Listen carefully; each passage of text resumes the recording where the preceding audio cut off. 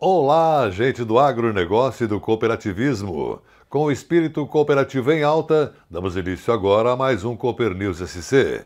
Veja então os principais assuntos de hoje. Associados da Cooper Auriverde de Cunha Porã, oeste de Santa Catarina, impulsionam a avicultura e garantem a sucessão rural.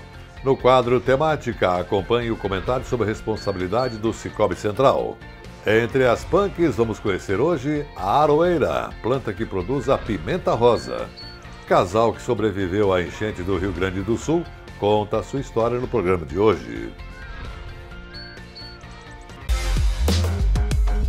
No agronegócio, a produtividade é a chave para o sucesso. E para alcançar o máximo potencial produtivo, você precisa do fertilizante certo. Então apresentamos o Cooper Pasto, produto exclusivo da FECOAGRO, desenvolvido especialmente para pastagens e gramíneas. O Cooper Pasto Plantio é enriquecido com nutrientes, como cálcio, aminoácidos e magnésio, em uma fórmula totalmente balanceada que estimula o crescimento das plantas, garantindo mais leite e mais carne. Já o Cooper Pasto nitrogenado oferece dupla proteção do nitrogênio, reduzindo as perdas pela chuva e o calor, gerando um volume maior de massa verde.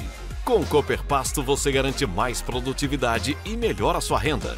Porque ter um rebanho saudável faz toda a diferença, seja para a bovinocultura de corte ou de leite. Cooper Pasto, o fertilizante exclusivo da FECOAGRO, disponível nas versões plantio e nitrogenado. Peça já na sua cooperativa. Um canal, 1000 histórias. Aqui você navega na excelência do cooperativismo. Somos conteúdos, notícias exclusivas. Somos a marca de um sistema que está encantando o mundo. É onde o agronegócio fez morada. No nosso canal estão produtos exclusivos produzidos pela equipe de comunicação da FECOAGRO. Afinal, o melhor de Santa Catarina a gente mostra pra você. Somos Coop em Santa Catarina. Agricultor, cultive mais com o nobre Alga Mais da FECOAGRO. Um fertilizante completo que contém alga marinha, Litotâmio. Tecnologia que promove a ativação biológica do solo e estimula o enraizamento das plantas. O resultado, mais produtividade para a sua lavoura, mais renda para o seu negócio e mais sustentabilidade para o planeta. Invista na adubação de base da sua cultura com o nobre Alga Mais e o retorno será em produtividade. Disponível nas cooperativas filiadas à FECOAGRO. Inovação, tecnologia, produtividade, rentabilidade, sustentabilidade. A matéria orgânica desempenha um papel fundamental na manutenção das funções do solo. Pensando nisso, a FECOAGRO está lançando no mercado de fertilizantes sua nova solução, Fert Mais Organo Mineral. Toda a tecnologia dos fertilizantes diferenciados FECOAGRO, agora com fonte orgânica, que irá favorecer o aumento da atividade biológica do solo e promover maior desenvolvimento do sistema radicular. Possui em sua fórmula o Alga Mais, um componente da alga marinha, Litotâmio, que favorece a multiplicação de micro-organismos benéficos. Os nutrientes orgânicos e minerais são peletizados, trazendo uniformidade e dureza ao fertilizante, facilitando a aplicação no solo. Integrando a agricultura regenerativa, o Fert Mais Organo Mineral é a chave para uma produção com mais rentabilidade e sustentabilidade. Disponível nas cooperativas filiadas à FECOAGRO.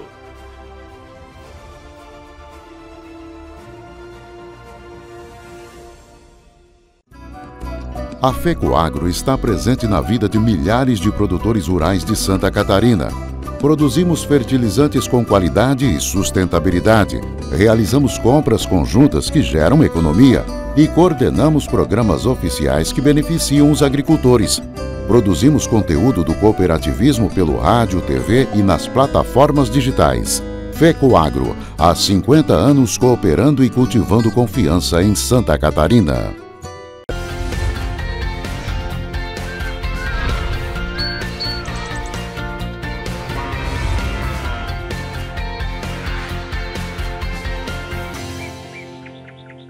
E começamos o nosso programa de hoje com uma reportagem que mostra como a inovação chega até a ponta da produção no campo.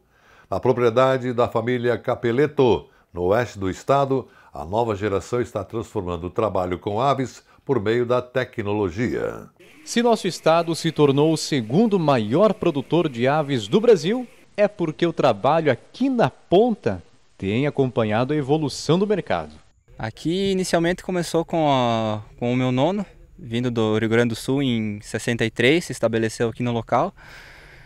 E estamos aí desde hoje, já estamos na terceira geração, eu no caso sou a terceira geração, que hoje estou na parte já fazendo o processo de sucessão, né? A atividade da avicultura começou é mais ou menos a propriedade assim, uns 30 anos, acho que trabalha com a avicultura, né? Começou com um aviário inicial de 50 metros, a gente tinha, né?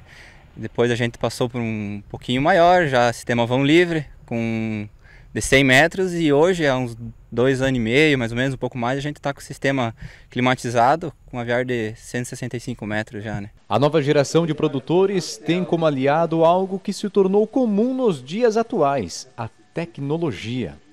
Aqui na granja da família Capeleto, interior de Iraceminha, o novo aviário é todo automatizado. Na avicultura, a climatização ela anda muito rápida, né? O processo de tecnologia dentro da avicultura é muito rápido.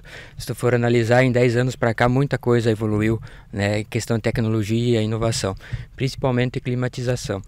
E hoje dá para dizer que hoje nós estamos aqui num aviário que a gente fala Clean Plus, né? É o famoso 4.0, né? Que é o mais moderno que a gente tem hoje, né? Hoje, com um aplicativo, a gente consegue controlar a ambiência do aviário na palma da mão, né? Então isso eu acredito que é uma evolução muito grande, que a gente ganha bastante em eficiência e mão de obra. A granja moderna contém sistema de climatização, aquecimento, automação na alimentação e hidratação das aves e uso de painel solar.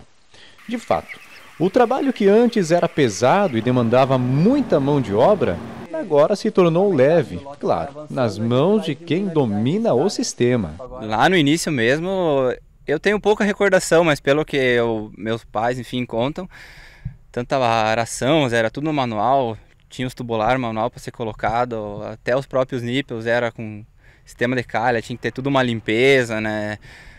E hoje em dia a gente já tem o sistema de trato automático, né? Tudo das lideração, o NIP também é tudo automático. Hoje praticamente é pouco processos que acabam se tornando manuais, né? O pai de Iruan ainda se lembra de como era a lida lá no começo. Quando a gente criava frango, a gente tinha que criar da maneira que dava, que nem eu falo, no começo a gente tinha até que tocar o frango para fora, na sombra, para ele não morrer do calor, né? Hoje está aí, a tecnologia está ali e na verdade o frango tem um conforto melhor que a gente, na verdade, lá dentro, né? Lá dentro tu faz o que tu quiser, né? Praticamente tu deixa a temperatura que precisa, né? A produção de frangos também se modernizou. Aqui nesse aviário tem capacidade para 39 mil frangos.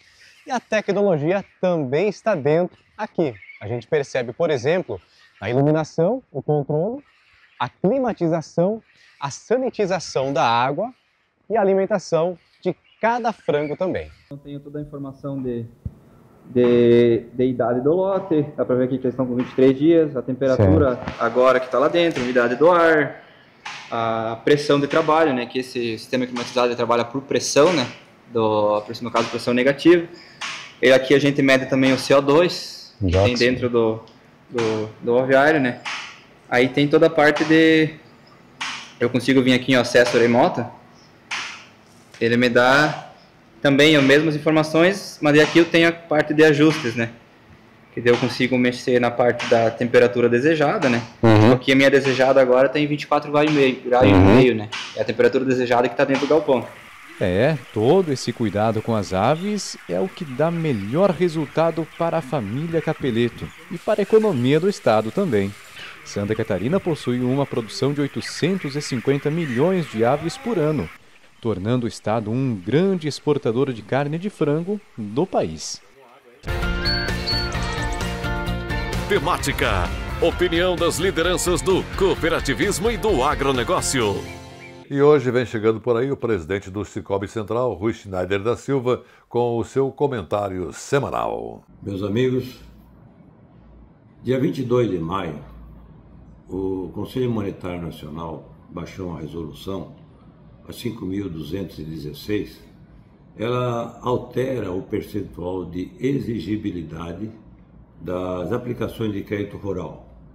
Então, o que diz o MCR, que trata o item 6.2, ele trata sobre quanto as cooperativas são obrigadas a aplicar em crédito rural. Nós, do sistema Sicoob, desde que foram criadas as nossas cooperativas, não só em Santa Catarina, mas em muitos estados do nosso país, do sistema Sicoob, nós sempre procuramos atender da melhor maneira possível os nossos associados, que são os fundadores do nosso sistema, que são os agricultores. Parte do nosso recurso, mais de 50% dos nossos recursos, eles são destinados à área rural. Então, e agora o Banco Central altera o sistema de exigibilidade, determinando que 6% dos depósitos que as cooperativas têm, elas têm que trabalhar com crédito rural. Então, mesmo aquelas cooperativas que não têm carteira de crédito rural vão ter que atender essa exigibilidade. No nosso caso de Santa Catarina, nós que trabalhamos desde o início com as nossas cooperativas que foram criadas pelos produtores rurais e tudo, e temos atuado com os pronafianos, com os empréstimos de mini, pequenos e médios produtores rurais, nós acredito que nós não vamos ter tanto problema, porque nós já aplicamos no crédito rural desde o início. Mas, pensando a nível nacional, porque essa resolução não altera só para nós, é para o Brasil inteiro, pensando a nível nacional, todas as cooperativas de crédito, independente se atuam ou não no crédito rural, vão ter que destacar 6% dos seus recursos no crédito rural. Eu acho que isso aí é uma notícia importante, é uma notícia muito boa, porque o Brasil trabalha muito no agronegócio, nós, principalmente, o sistema Sicoob, atuamos muito no agronegócio, e essa medida do Conselho Monetário, ela vem reforçar justamente esse trabalho que a gente também já vem atuando há muitos anos. Passando isso a título de informação, para que vocês saibam que nós trabalhamos em todas as áreas do cooperativismo. Todas as áreas que os bancos atuam, o portfólio de produtos financeiros que os bancos atuam, nós também atuamos. Mas queremos continuar sempre dando uma especial atenção aos nossos agricultores associados e associadas. Veja agora o que teremos no próximo bloco. Entre as punks, vamos conhecer a aroeira, planta que produz a pimenta rosa. E um casal que sobreviveu à enchente do Rio Grande do Sul conta a sua história. No agronegócio, a produtividade é a chave para o sucesso. E para alcançar o máximo potencial produtivo, você precisa do fertilizante certo. Então apresentamos o Cooper Pasto, produto exclusivo da FECOAGRO, desenvolvido especialmente para pastagens e gramíneas. O Cooper Pasto Plantio é enriquecido com nutrientes, como cálcio, aminoácidos e magnésio, em uma fórmula totalmente balanceada que estimula o crescimento das plantas, garantindo mais leite e mais carne. Já o Cooper Pasto Nitrogenado oferece dupla proteção do nitrogênio, reduzindo as perdas pela chuva e o calor, gerando um volume maior de massa verde. Com o Cooper Pasto você garante mais produtividade e melhora a sua renda. Porque ter um rebanho saudável faz toda a diferença, seja para a bovinocultura de corte ou de leite. Cooper Pasto, o fertilizante exclusivo da FECOAGRO, disponível nas versões plantio e nitrogenado. Peça já na sua cooperativa. Um canal, 1000 histórias. Aqui você navega na excelência do cooperativismo. Somos conteúdos, notícias exclusivas. Somos a marca de um sistema que está encantando o mundo. É onde o agronegócio fez morada. No nosso canal estão produtos exclusivos produzidos pela equipe de comunicação da FECOAGRO. Afinal, o melhor de Santa Catarina a gente mostra pra você. Somos Coop em Santa Catarina. Agricultor, cultive mais com o Nobre Alga Mais da FECOAGRO. Um fertilizante completo que contém alga marinha, litotâmio. Tecnologia que promove a ativação biológica do solo e estimula o enraizamento das plantas. O resultado, mais produtividade para a sua lavoura, mais renda para o seu negócio e mais sustentabilidade para o planeta. Invista na adubação de base da sua cultura com o Nobre Alga Mais e o retorno será em produtividade. Disponível nas cooperativas filiadas à FECOAGRO. A FECOAGRO está presente na vida de milhares de produtores rurais de Santa Catarina. Produzimos fertilizantes com qualidade e sustentabilidade. Realizamos compras conjuntas que geram economia e coordenamos programas oficiais que beneficiam os agricultores. Produzimos conteúdo do cooperativismo pelo rádio, TV e nas plataformas digitais. FECOAGRO, há 50 anos cooperando e cultivando confiança em Santa Catarina.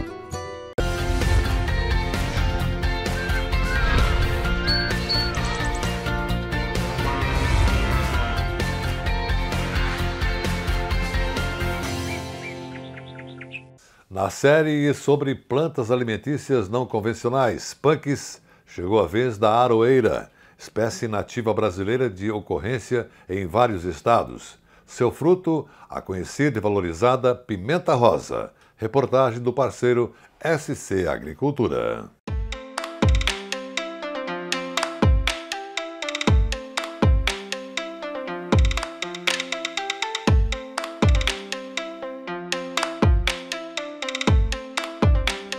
Centro de treinamento da EPAGRE em Florianópolis, onde fica a unidade de referência técnica das punks, as plantas alimentícias não convencionais. Hoje os extensionistas Altamiro e Cristina falam sobre a aroeira, essa planta aqui que pode chegar a 15 metros de altura e que nada mais é do que a tão valorizada pimenta rosa. Acompanhe!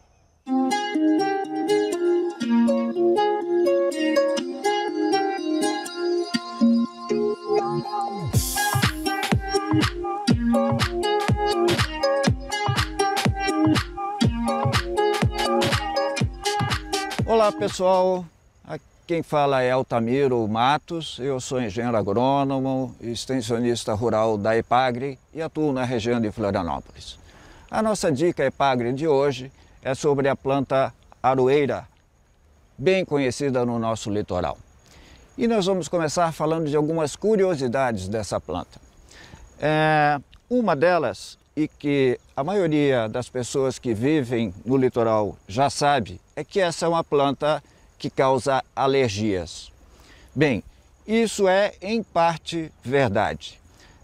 Muitas pessoas passam por ela em qualquer época sem nenhum problema. Todas as pessoas podem comer a aroeira na forma de tempero, como vai ser falado a seguir, e isso não causa problemas. O problema normalmente acontece durante a época de floração, quando o pólen dessa planta pode causar alergia em algumas pessoas.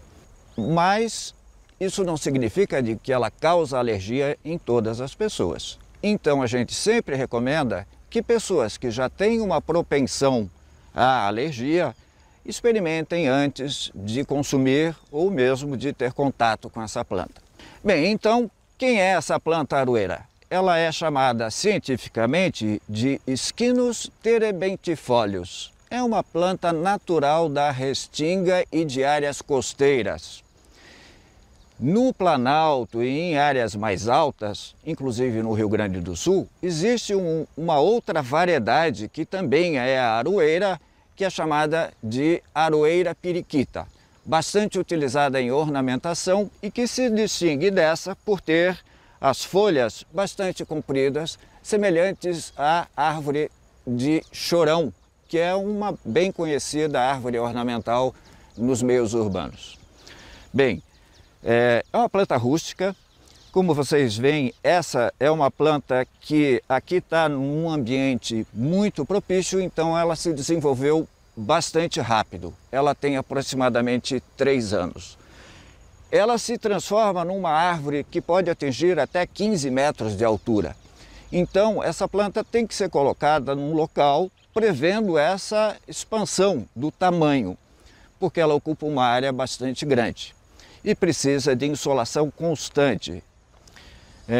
Então a Schinus terebentifolia é uma planta que a partir de 4 anos, 3 anos, dependendo do ambiente onde ela esteja, ela começa a produzir então os frutos, muito apreciados por pássaros.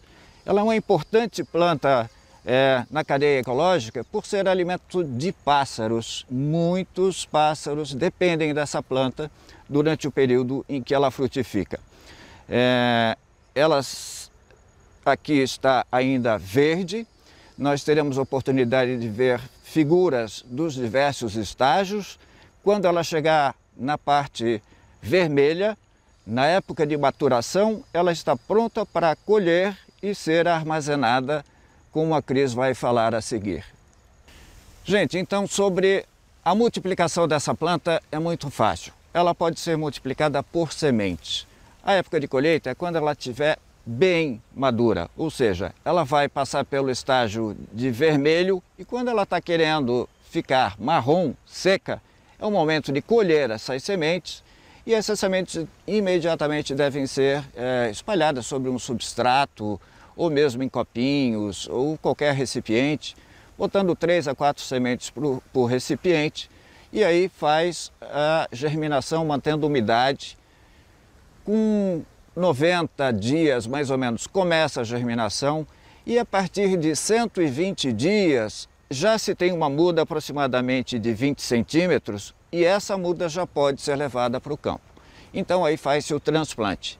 Espera 3, 4 anos, que é quando ela vai começar a produzir. Solos, ela vai bem em qualquer solo. É uma planta muito rústica, não tem nenhum tipo de doença ou inseto, praga, enfim, que venha a prejudicá-la aqui nas nossas condições.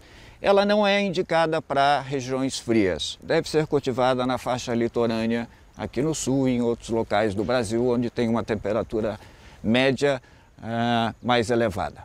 Olá, eu sou Cristina Ramos Calegari, sou nutricionista e extensionista social da EPAGRE. E vou continuar então falando algumas curiosidades sobre a aroeira, né? Ela é considerada um tempero não convencional. Por quê? Por essa história toda que o Miro contou, a gente não tem o hábito de usar esses frutinhos dela, lógico, depois quando maduros, que ficam vermelhos, na alimentação. Mas costumamos utilizar a pimenta rosa, que é uma pimenta que nós importamos da França principalmente, e que nada mais é do que a aroeira. Então a aroeira, ela pode ser chamada também de pimenta rosa, né? É a mesma pimenta rosa e ela é uma pimenta com um sabor bem adocicado. Então utilizada como tempero, considerado aqui um tempero não convencional, né? Apesar de estar muito disponível ao nosso redor. E ela também, como ela tem esse sabor adocicado, mesmo quem não gosta muito de pimentas, costuma gostar da pimenta rosa. Sempre em doses homeopáticas, né? Então o tempero são sempre em pequenas doses até a gente se acostumar com o sabor, com como o organismo também recebe, né, esse alimento. Os temperos são sempre feitos dessa forma. Então ela pode ser utilizada assim como tempero de peixes, de carnes, de legumes, né? Do que você quiser temperar com esse sabor adocicado. Como é que é feito? Quando ela fica vermelha, nós colhemos e deixamos secar ao natural a pimenta, né, os frutos dela. Então, pode cortar o galho e deixar o galho secando, pode já tirar ela toda do galho e deixar num recipiente, né, sempre bem seco. O importante é ela estar num ambiente seco para que ela seque sem ficar úmida, né? E depois pode conservar em potes de vidro fechado para usar durante o ano. E essa foi a Dica EPAGRE de hoje, falando diversas curiosidades da aroeira, a forma de cultivo dela, a forma de uso, de conservação, para agregar muito sabor ao seu prato.